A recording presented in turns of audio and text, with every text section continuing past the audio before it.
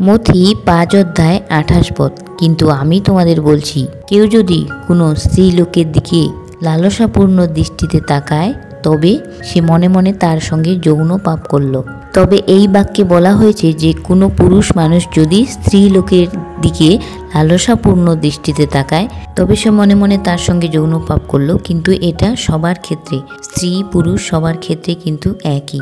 কারণ আমরা যখন খ্রিস্টতে বিশ্বাস করি, তখন নারী পুরুষ, রাজা বাদশাহ, গরিব ধনী সবাই কিন্তু এক, সবাই কিন্তু ঈশ্বরের কাছে সমান। তাই আইনও কিন্তু সবার জন্য একই রকম।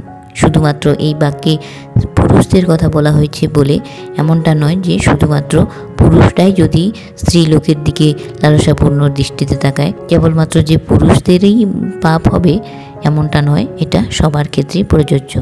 তবে এই বাক্যের মেন উদ্দেশ্য যেটা এখানে বুঝিয়েছেন সেটা হচ্ছে যে কেউ যদি লালসাপূর্ণ দৃষ্টিতে তাকায়, এমনটা নয় যে কেবলমাত্র খারাপ কিছু করলে বা ব্যভিচার করলেই যে পাপ হবে এমনটা নয়। কেউ যদি মনে মনে ভাবে বা কেউ যদি মনে মনে খারাপ দৃষ্টিতে তাকায়, তবুও কিন্তু সে পাপ করলো, তবুও কিন্তু সে যৌন পাপ করলো। সেই জন্য এই জিনিসটা মাথায় রাখতে হবে যে করা বা তাকানো বা ভাবা মনে মনে সবটাই কিন্তু পাপ করা। সেই জন্য করা তো দূরের কথা, সোচনাভিমাত।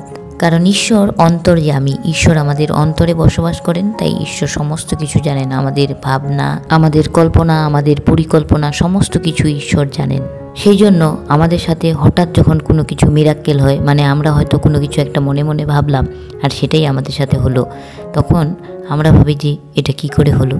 সেইটাই হচ্ছে ঈশ্বর কিন্তু আমাদের অন্তরের সমস্ত কিছু জানেন।